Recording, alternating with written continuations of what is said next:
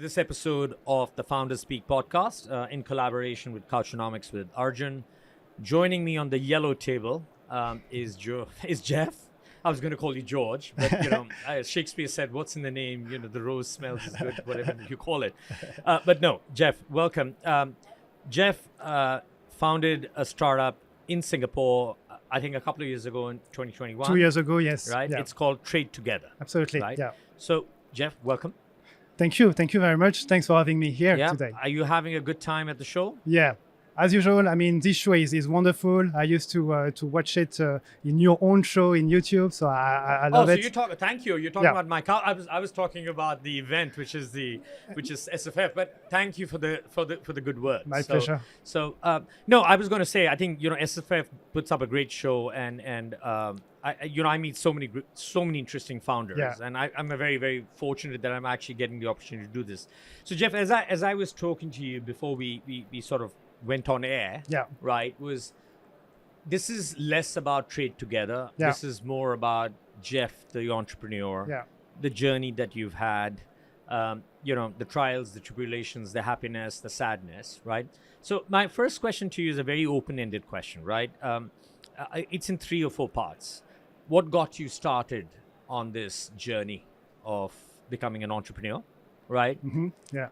How has the journey been so far? Yeah. Right.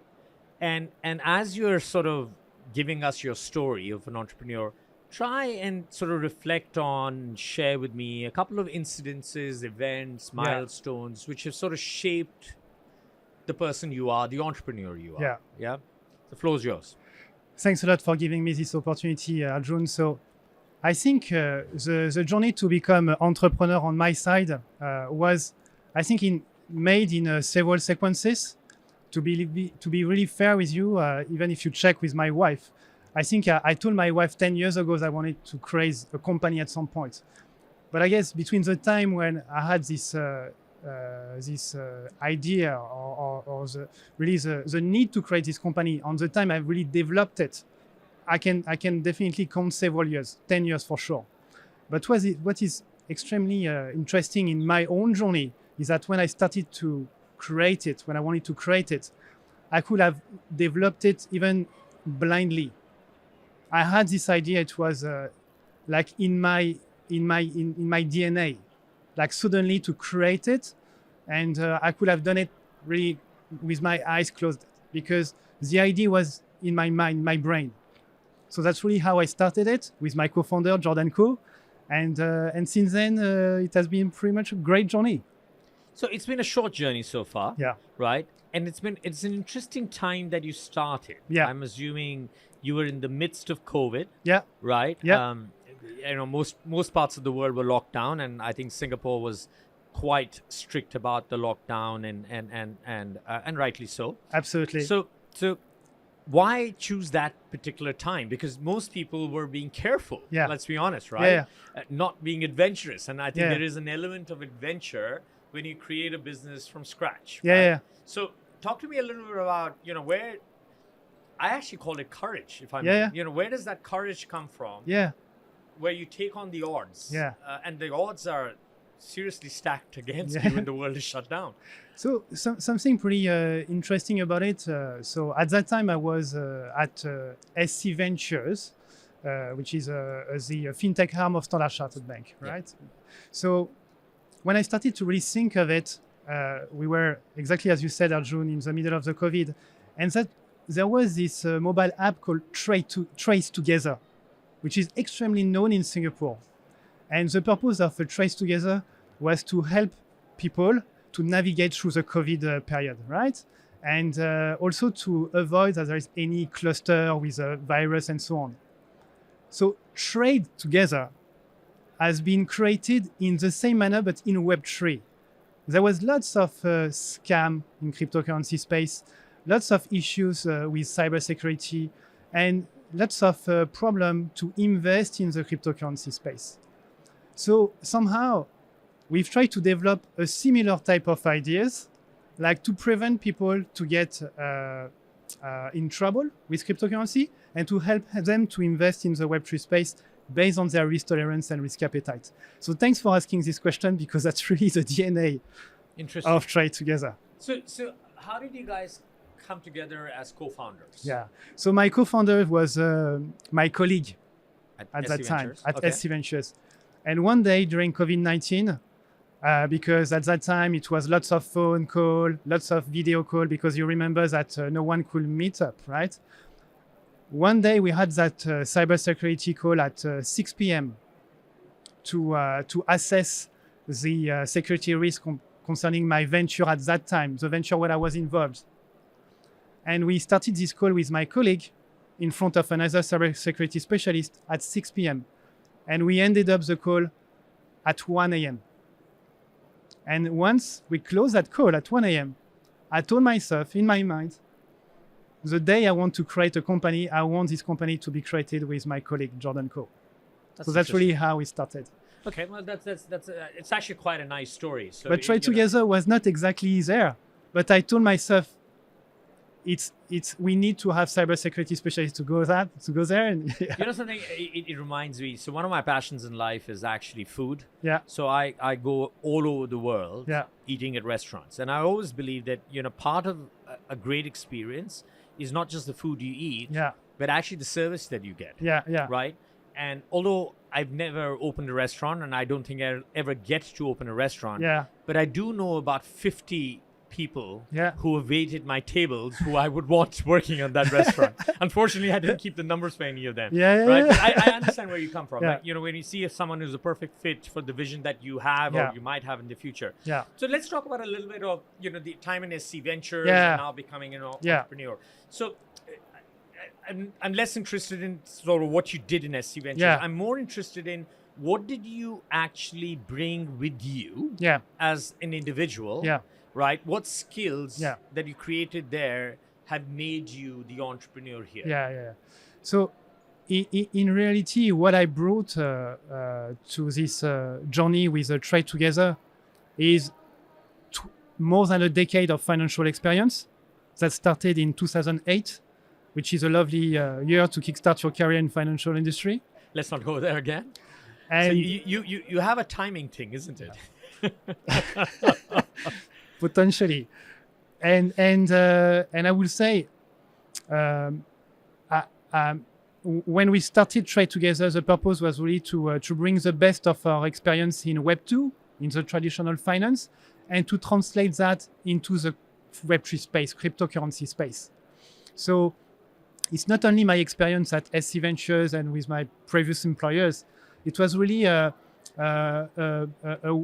expertise to assess the riskiness of any type of tech, whether it is a blockchain, whether it is a digital asset, because I had this experience in my own career, and somehow that's what I wanted to translate and to ease this avenue for my future clients. Yeah.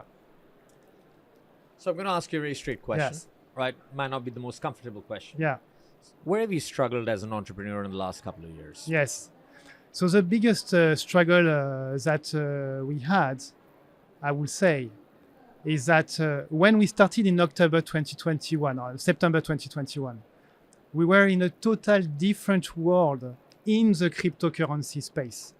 Remember that in October 2021, the success stories in crypto were Three Arrows, were FTX. So when we started our journey to raise funds, we were in front of investors. I remember that in MBFC Tower 1, which is the Wall Street of Singapore. Some investors telling us, oh, so you guys want to be the new FTX? You want to be the new Three Arrows?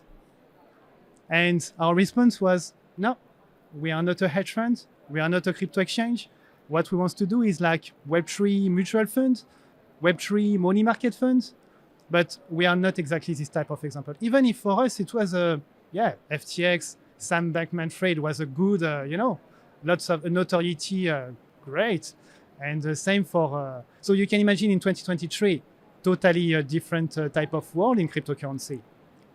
So the biggest struggle, but at the same time, which has saved our life as an entrepreneur, was when an investor in 2021, October, had this business lunch with the CEO of the number one crypto exchange.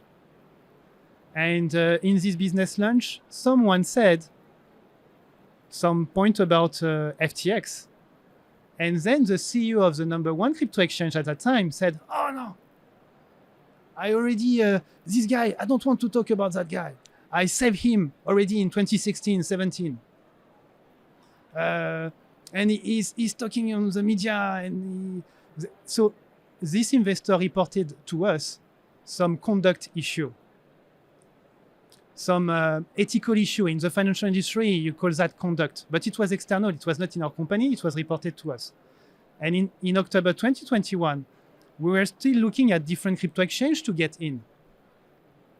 And when this investor reported that to us, also the fact that there will be a crypto winter for 4 years, all this information was a little bit, how do we interpret that? Do we just ignore and go to...